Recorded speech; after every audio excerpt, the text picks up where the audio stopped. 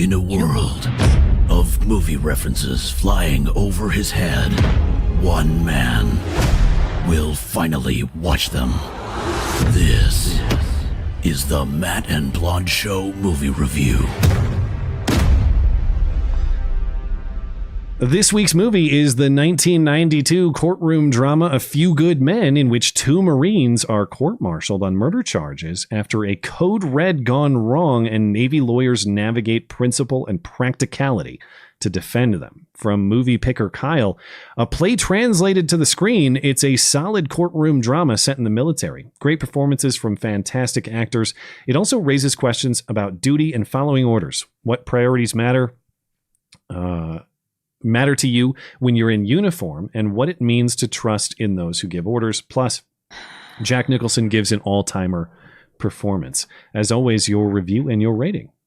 Oh God. All right. Okay. Why does everyone like this movie so much? I get some aspects of it. This hierarchy of moral duty, the perils of following orders rather than using your own moral compass. Like, yeah, I get it.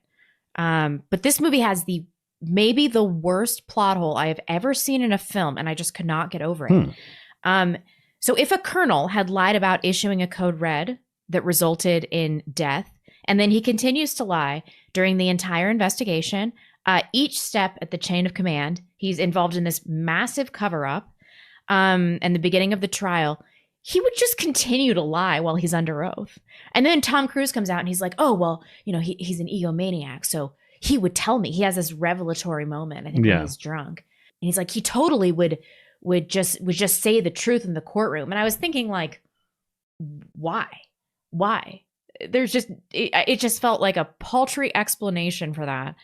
And then, and then you see it unfold in the courtroom. And I'm like, there's no fucking way this would happen.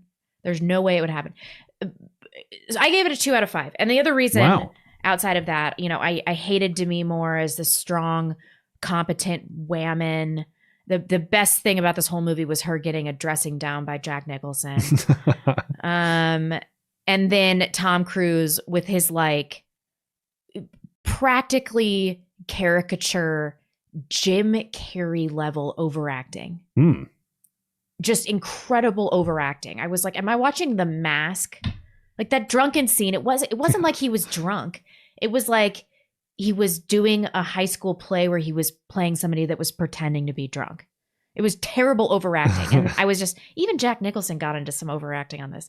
I just hated it. Is this the first time you saw it, or had you seen it previously? Yeah, I had never seen it before. I hated it. I bet you liked it. I did like it.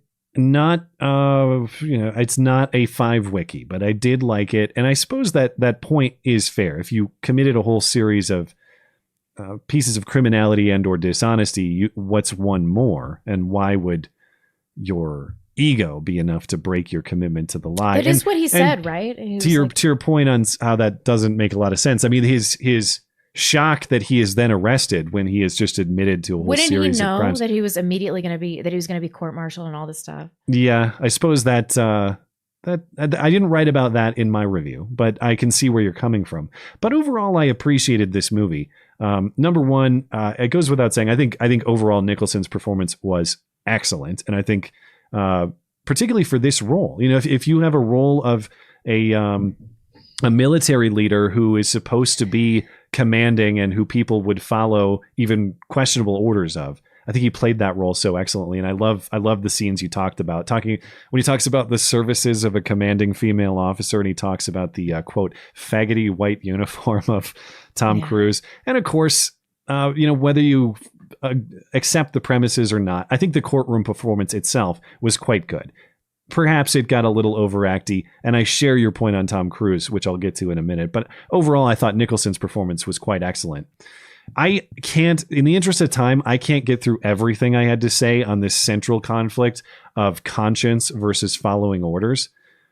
But which is kind of the central moral dilemma in this movie. Originally, I was very frustrated by the ending because you expect, or at least I did, that it's going to be this lesson that fighting for the truth and standing up to power is always worthwhile, and the jury's going to come back and they're going to acquit these Marines, and it's going to be a lesson in all of that. And of course, they come back with a split decision. They're acquitted on the murder charges, but then they're convicted. Dishonorably discharged. Yeah, they're convicted on conduct unbecoming of a Marine and dishonorably discharged anyway. And that split decision, I'm sure you can make an argument for it technically, but it's kind of unsatisfying even from a logical perspective, because you're saying, well, they're not liable for murder, presumably because of the demonstrated order component to this, but because they committed conduct unbecoming of Marines, they should have demonstrated conscience otherwise. Right. It's sort of a morally unsatisfying ending plus a logically unsatisfying ending. And the more I thought about it, I thought, well, maybe the movie is trying to illustrate that these things are inherently messy.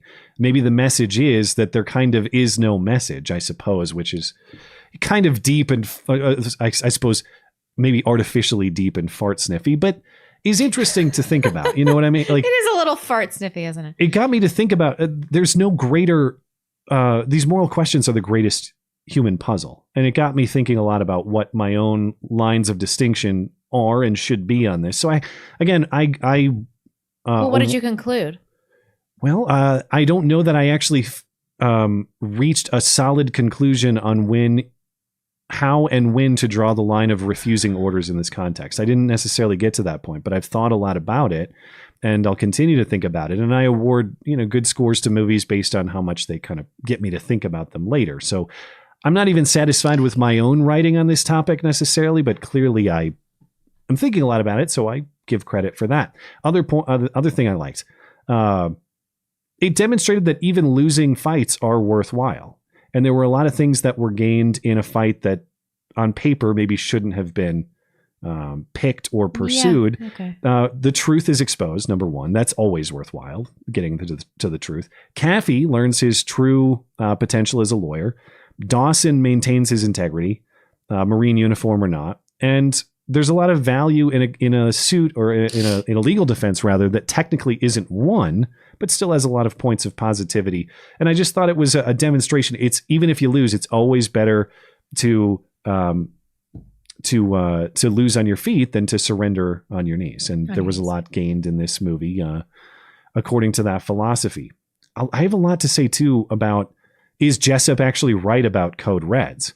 Because he gives that speech to Mark. We're supposed to view Jessup as kind of a morally bankrupt villain and a guy who prides himself on advancement over others and a guy who responds to weakness with abuse. But his whole point when he's talking to Markinson is, listen, it was salient. Yeah, you don't fix anything by sending unprepared or weak Marines into another unit where they're not your problem anymore. That gets people killed. The only answer is to bring that Marine up to standard. And the best way to do that is to make that Marine accountable to his peer Marines. Yeah. And that might have gone wrong in this case.